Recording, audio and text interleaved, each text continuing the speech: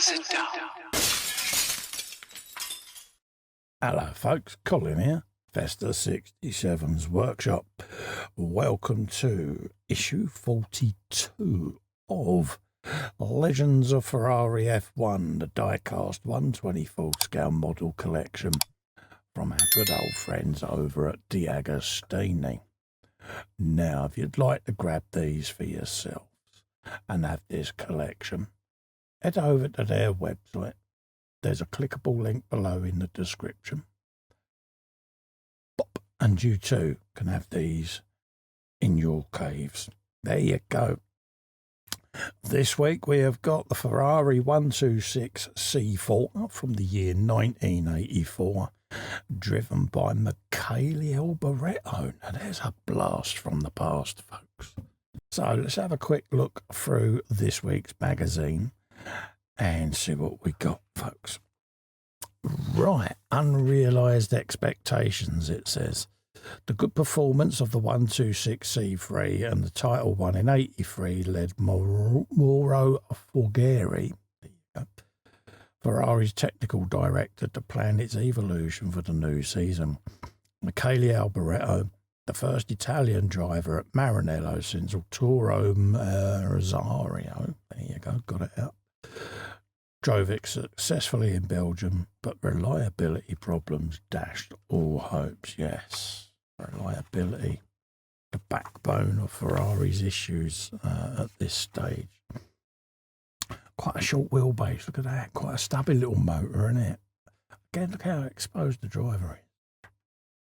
There's the exposed exhaust pipe, the discoloration, the bluing down the exhausts. Does look beautiful. Welcoming Michele there to the team. Some really stunning pictures of the car. Massive rear wing again. Underwent some modifications during the season to try and improve its reliability even. The red thread linking Lulu and Michele, it says there. Loads of blurbage there about what's going on.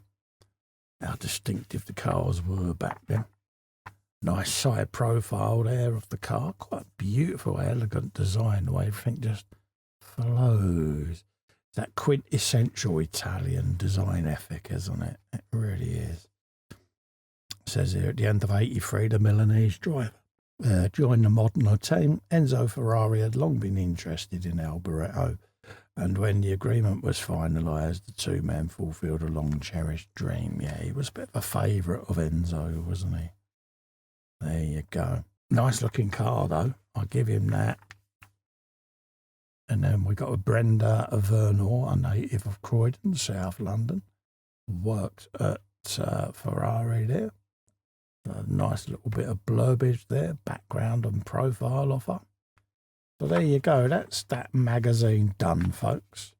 So let's grab the model and we'll have a look at what we got. As usual, arrives in a nice, beautiful display case.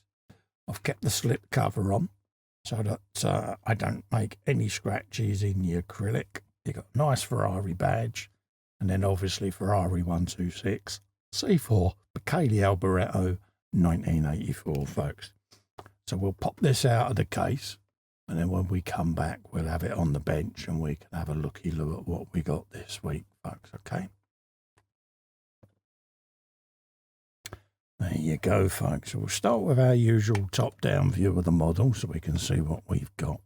And look at this nice, curvaceous design change here. Look at this. Sweeping from the nose. Just elegantly steps out at the sides here at the hips. And then you've got that Hollywood actress profile, haven't you, with the hips. Just slenderly curving out towards the rear wheels there with the baby winglets and the rear wing on there. Exposed engine there and exhaust, keeping everything cool.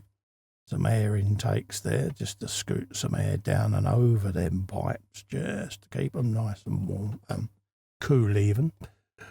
Could see down into the cockpit there, the seat with the harness, extinguisher down there, the little manual gear lever poked right down in the corner there. Little baby winglets poking out underneath there. Beautiful, beautiful design. Simplistic, but effective. Pretty thin front wing there on the front. Nice deep rear wing there with obviously the side winglets that we've mentioned. And then that beautiful, elegant profile there again as the front curves up. And then the side pods just start gently curving out of the body and then sweep up into the rear wing and away. Your exposed radiators there, looking rather beautiful. Elegant sponsorship placement there, everything neatly lined up. So Italian. Still got the golden chrome wheels there, looking rather beautiful. We then turn the car around for the driver's eye view, steeply looking down at the nose. Got the rollover hoop exposed there, low profile engine cover. Everything exposed at the back there, exhausts coming out through underneath the rear wing. There's your suspension springs, wishbones, and that all coming up the way. Again, the world's tiniest rear light there. But again, a very beautiful, elegant design.